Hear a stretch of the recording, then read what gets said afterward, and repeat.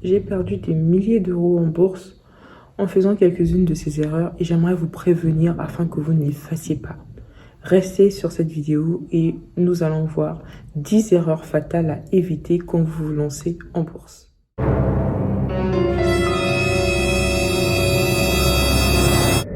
Vous savez, lorsque vous misez en bourse, c'est de l'argent que vous misez.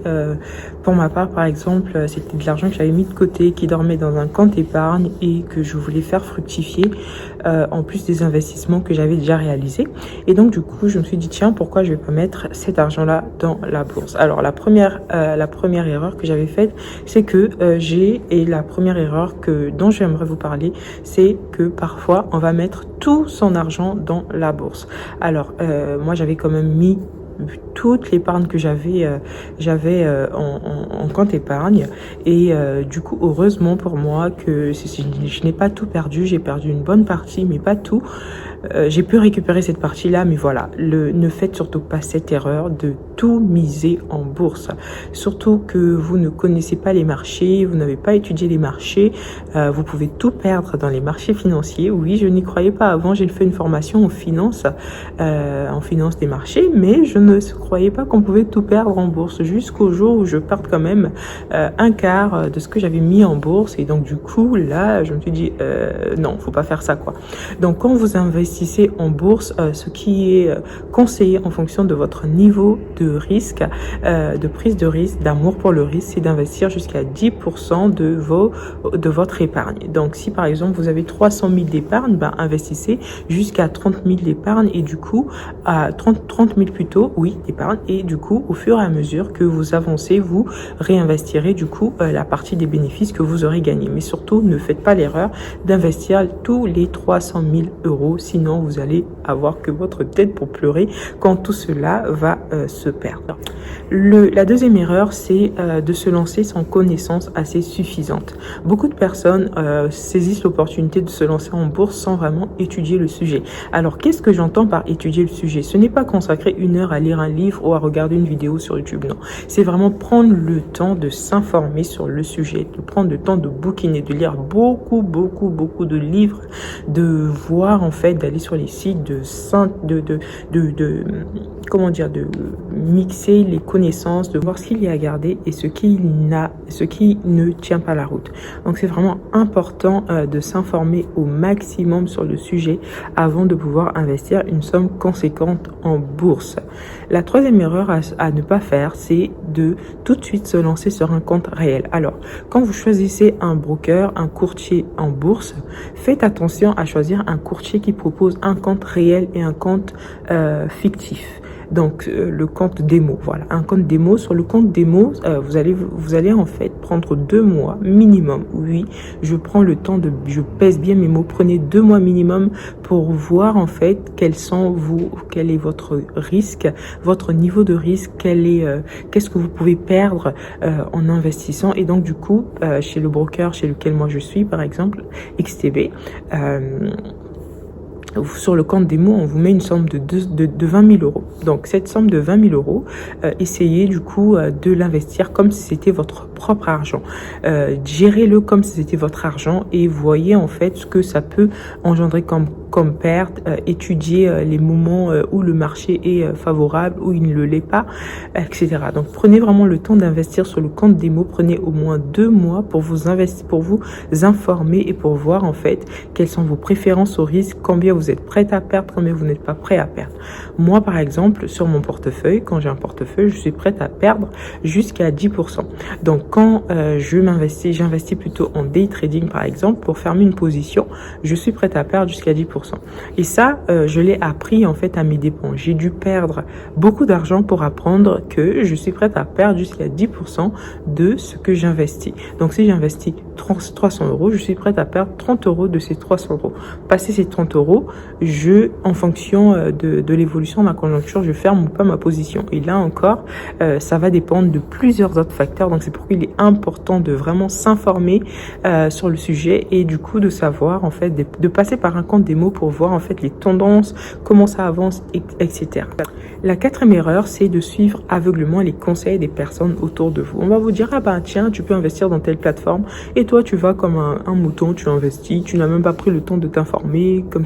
On va te dire, eh ben, tiens, telle stratégie fonctionne. Oui, parfois ça fonctionne, mais c'est avec de l'expérience. Ce n'est pas comme ça qu'on se lance et ça fonctionne. Les marchés évoluent. Donc, ne suivez pas les gens comme des moutons. C'est bon de prendre les conseils, mais ne faites pas confiance plutôt aveuglément, surtout quand vous commencez avec votre épargne, quand vous savez que cet argent-là, vous avez peiné à l'avoir.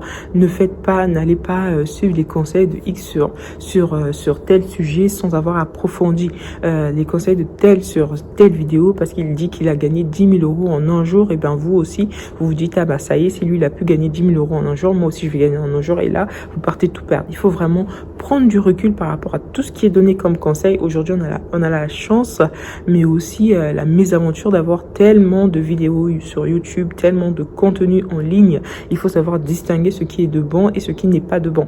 Donc c'est pourquoi il ne faut vraiment pas faire aveuglément confiance plutôt. Il faut vraiment se faire sa propre analyse. Ok, tel m'a donné tel conseil, je vais aller voir si ça fonctionne.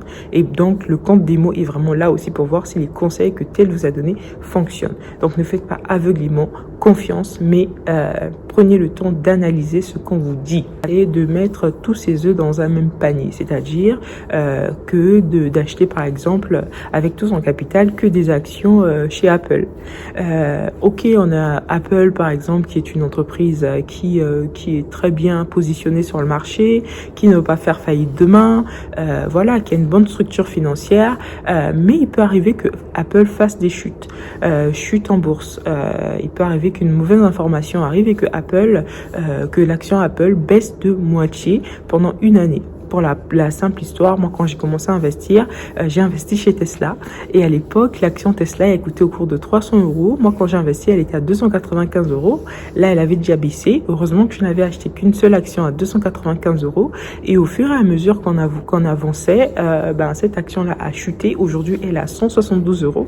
Vous vous imaginez si j'avais mis tout l'argent que j'avais dans cette action là, aujourd'hui j'aurais perdu plus de 40%, plus de 30% si je ne m'abuse de mon investissement. Heureusement pour moi, je n'ai pas commis cette erreur. J'en ai acheté qu'une seule et au fur et à mesure qu'elle diminuait, j'en ai rajouté quelques-unes dans mon portefeuille. Mais voilà, ne faites pas l'erreur de tout mettre dans un seul panier, surtout quand vous avez l'impression que cette action-là vous rapporte gros en fait. Et ça, j'ai fait cette erreur en mettant beaucoup d'argent dans une devise, dans un cours de devise. Non, c'est pas un cours de devise. Dans une paire de devises, voilà, j'ai fait cette erreur en mettant beaucoup d'argent dans une paire de devises. Et c'est d'ailleurs à ce moment-là où j'ai perdu cet argent-là parce que finalement, la paire de devises avait augmenté de plus de 300 pips. De 300 pips, c'est bien ça?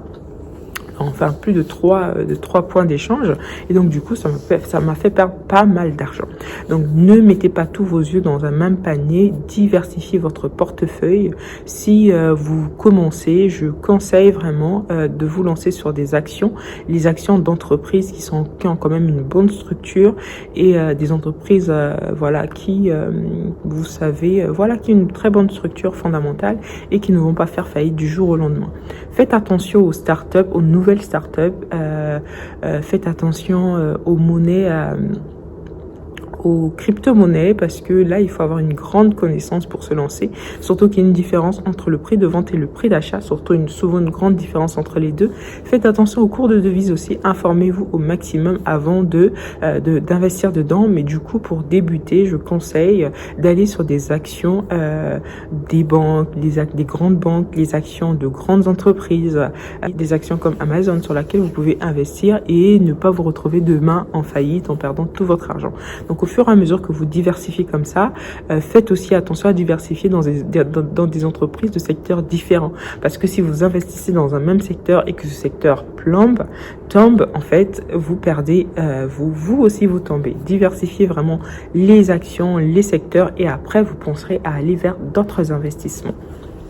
La sixième erreur à ne pas commettre, c'est de ne pas avoir un plan d'investissement. Alors, pour la petite histoire, quand je me suis lancée, je lisais un livre et le monsieur disait, en tout cas, prenez note de tout ce que vous investissez. Notez tout, ne perdez rien. Et moi, je me disais, oh, mais ça sert à rien de tout noter, tout est sur la plateforme. Qu'est-ce que tu me racontes?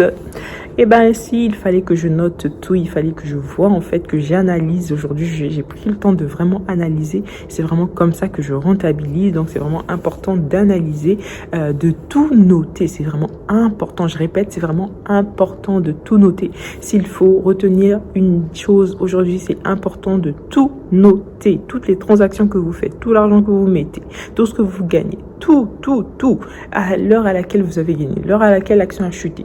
Tout, il faut tout noter parce que ça va vous permettre en fait de pouvoir avoir une structure d'investissement et de pouvoir en fait savoir ce que vous devez faire, ce que vous ne devez pas faire. Il faudrait que vous ayez une discipline d'investissement. Il faudrait que vous sachiez en fonction des graphiques que vous allez étudier, en fonction de ce que vous aurez comme information. Qu'est-ce que vous devez faire aujourd'hui? Combien vous allez acheter? Combien vous allez vendre? C'est vraiment important et au fur et à mesure, vous ajustez en fait en fonction des informations que vous envoie le marché. Quand vous avez une discipline d'investissement, vous vous mettez en fait des garde-fous. Bien évidemment, le marché c'est le marché. Il y a des surprises, ça ne manque jamais. Mais le fait d'avoir une structure, d'avoir un plan d'investissement, d'avoir tout carré en fait, ça vous permet de ne pas acheter quand il ne faut pas acheter, de ne pas acheter au mauvais moment ou de ne pas vendre au mauvais moment. Suivez vraiment les graphiques. Moi, je travaille beaucoup avec les graphiques. Je suivrai vraiment les graphiques pour savoir en fait à quel moment il faut acheter ou ne pas acheter. La septième erreur à ne pas commettre, c'est de minimiser les facteurs de risque ou de ne pas du tout prendre connaissance des facteurs de risque. Alors, quand je parle de facteurs de risque, ça peut être quoi? Ça peut être la structure de l'entreprise, ça peut être l'état du marché, non seulement du marché dans lequel votre entreprise se trouve, mais aussi des marchés à l'extérieur, des autres marchés. Vous investissez sur le marché français, ne vous dites pas que je me limite au marché français, je n'ai pas besoin d'être au courant de ce qui se passe à New York.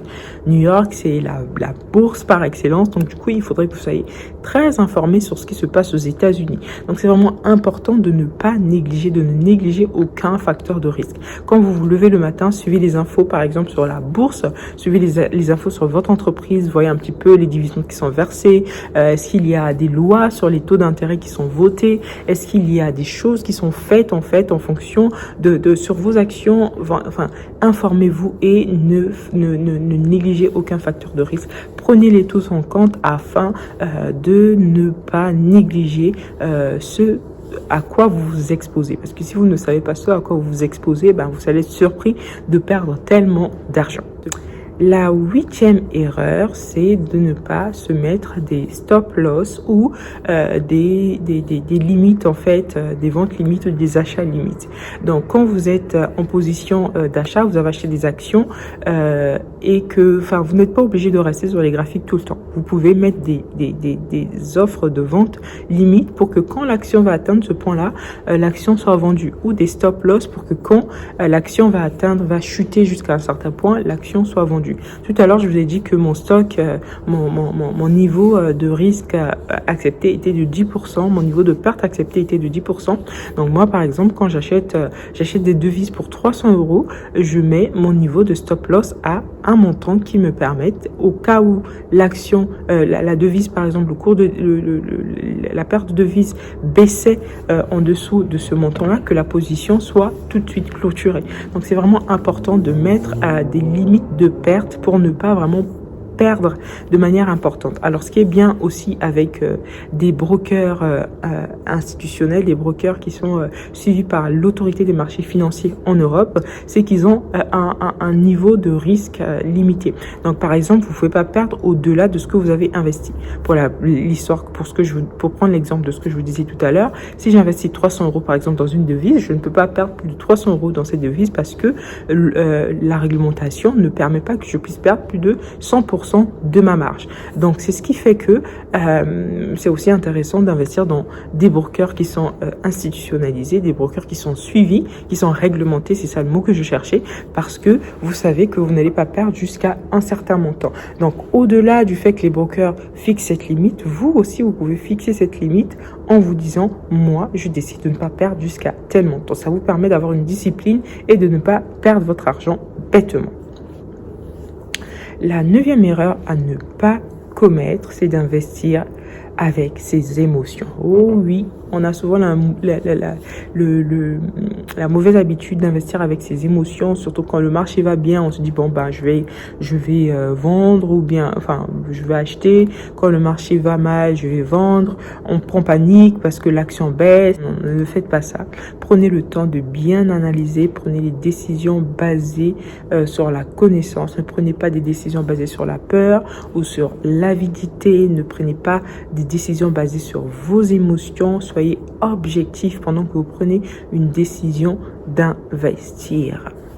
Et la dernière erreur que j'aimerais vous parler, c'est le fait de vraiment s'informer sur le broker qu'on utilise.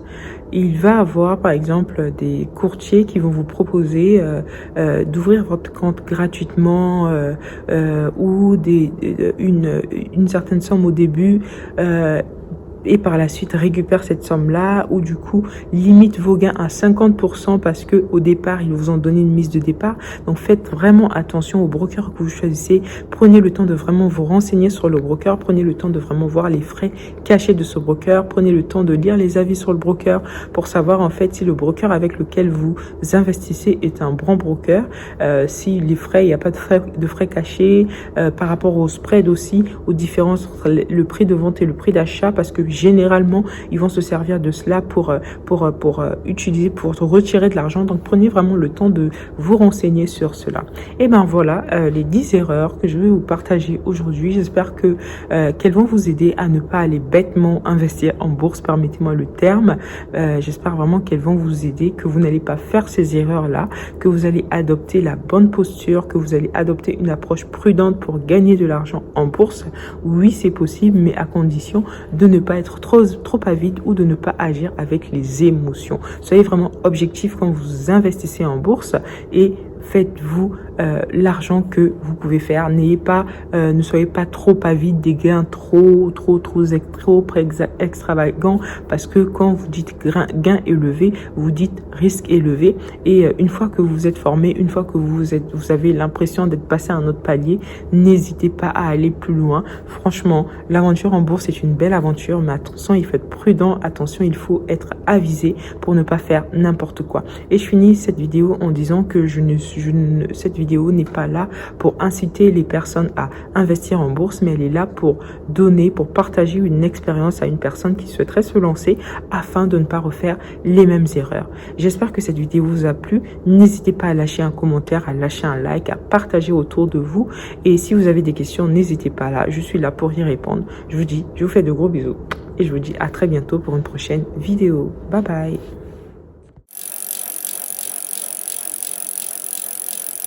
Et enfin, j'aimerais parler d'une dernière erreur à ne pas commettre. C'est celle du coup de